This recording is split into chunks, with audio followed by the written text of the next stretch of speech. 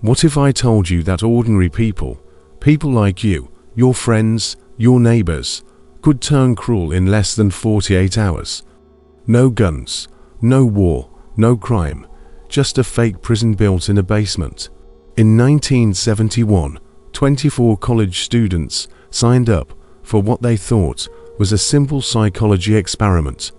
Half became guards, half became prisoners. Everyone knew it was role play. Everyone knew it wasn't real. But here's the terrifying part. Within days, the guards weren't acting anymore. They were ordering prisoners to strip. They were enforcing punishments. They were inventing new rules, harsher rules, just to see how far they could go. And the prisoners, they obeyed. They broke down. They begged for release from a prison that didn't even exist. It was supposed to last 2 weeks. It ended in 6 days. Because the line between good and evil isn't where you think it is. It isn't out there. It's inside us. It began in the summer of 1971. At Stanford University, a simple ad appeared in a newspaper. It offered $15 a day for volunteers. No special skills required. Just young men, healthy, smart, willing to join a psychology study. 24 answered the call. Students, friends, neighbors, normal people. They thought it would be easy money. When they arrived, a coin flip decided their fate. Some became guards, some became prisoners. To simple labels, but labels have power. The basement of Stanford's psychology building was turned into a prison. Cells were built, doors were locked, numbers were assigned. Prisoners were stripped of their names, stripped of their clothes, stripped of their identity. They were given uniforms, chains around their ankles, and rules to follow. The guards were given uniforms too. Dark glasses to hide their eyes, batons to hold, not to use. And one instruction: maintain order. It was all supposed to be pretend. No real crime, no real punishment, just role play, just a study. But very quickly, the atmosphere shifted. On day 1, it felt awkward, almost silly. Guards joked, prisoners laughed. Everyone still knew it was a game. By day 2, the laughter faded. The guards began enforcing rules. Push-ups for punishment, isolation in a closet, shouting instead of speaking.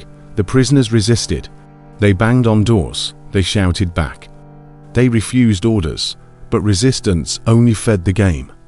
The guards tightened control, more rules, more punishments, more humiliation. And the strangest thing, the guards didn't have to be cruel, they chose to be. No one told them to punish.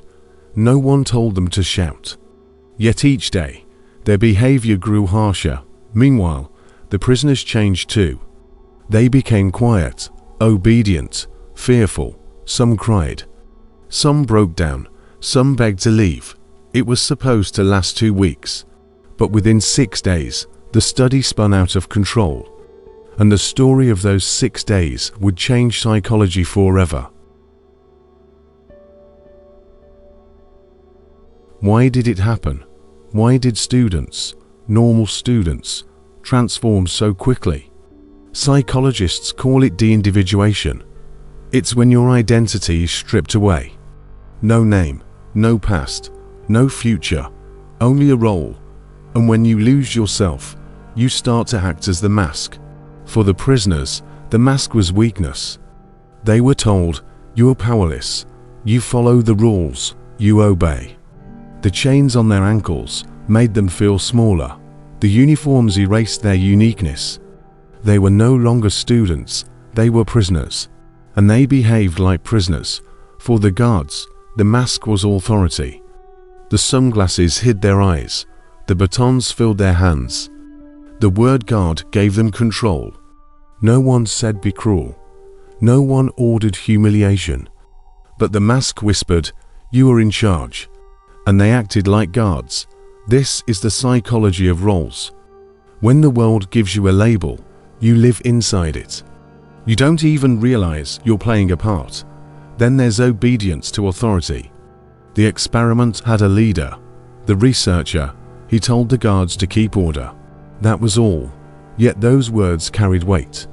Because when someone in power gives you permission, you go further than you think you would.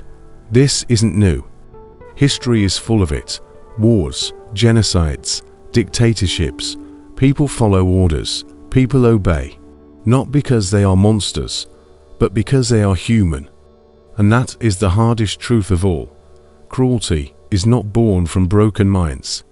It is born from ordinary minds placed in extraordinary conditions. The Stanford Prison Experiment showed us something terrifying. The line between good and evil isn't fixed. It isn't written in stone. It shifts, it bends, it lives inside us. And under the right pressure, you might cross it. But here's what you were never told. The story of the Stanford Prison Experiment is not complete. The experiment that shocked the world may not be what it seemed. For decades, the tale was repeated. Guards became cruel. Prisoners broke down. Human nature revealed. But the truth is far more complicated. First, the guards were not entirely free. Hidden in the background, the lead researcher pushed them. He told them to be tough. He urged them to enforce order. This wasn't just human nature unfolding. It was suggestion. It was pressure. Second, not every guard turned cruel. Some stayed quiet. Some refused to punish. Some resisted the role, but those stories were left out. The dramatic moments were amplified. The silent moments ignored. Third, the prisoners. Not all of them broke. Some faked breakdowns to escape. Some played along because they thought that's what was expected. And one prisoner, the most defiant, returned later as if nothing happened. So ask yourself, was this truly a mirror of human evil? Or was it theatre shaped by expectation? And here lies the twist. For 50 years, the Stanford Prison Experiment has been taught as fact. But behind the scenes, researchers were nudging, guiding, even scripting parts of the chaos. It was not just an experiment, it was also a performance. Yet, and this is the paradox, even if the study was flawed, even if the results were exaggerated, the images remain powerful. The sight of young men turning on each other, the sound of orders barked in a basement, the collapse of identities, these became symbols. Symbols of how fragile morality can be. Symbols of how power can transform us. The twist is this: the experiment may not prove what you were told, but it still reveals a truth we cannot escape. That under pressure, in the right system, ordinary people can become part of something terrifying. So what do we do with this? If ordinary people can turn cruel, if roles can shape us, if power can twist us, is there any way out? The answer begins with awareness. The first step is to see the mask, to notice when you are wearing one, to recognize when you are no longer acting as yourself, but as the role that was handed to you. In the experiment, prisoners forgot they were students. Guards forgot they were volunteers. They stepped so deeply into the performance that the performance became reality. That is the danger. When identity collapses, conscience collapses with it. And when conscience collapses, anything becomes possible. So the solution is not about rejecting roles. You can't escape them. We are all playing them every day. Worker, parent, leader, citizen, friend, stranger. Roles are not the problem. For society to work, roles are necessary. The danger comes when you forget they are only masks, and when the mask begins to control you. That is why the second step matters, questioning authority. Because not all orders deserve obedience. Not all systems deserve loyalty.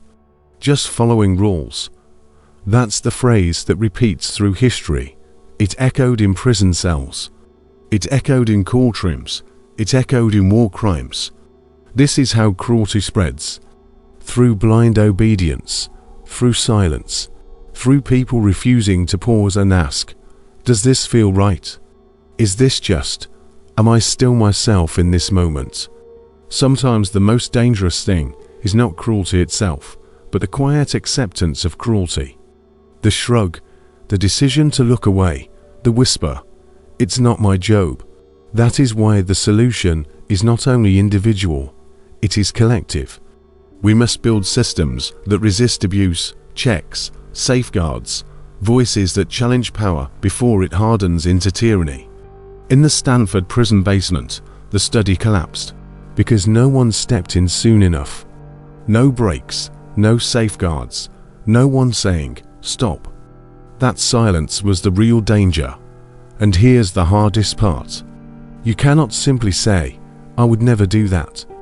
That is the most dangerous thought of all, because denial blinds you. The truth is, you could, anyone could. The experiment showed us this. History shows us this. The solution begins when you admit it. When you say, "Yes, I could, but I choose differently." That choice is power. Awareness is power. Reflection is power.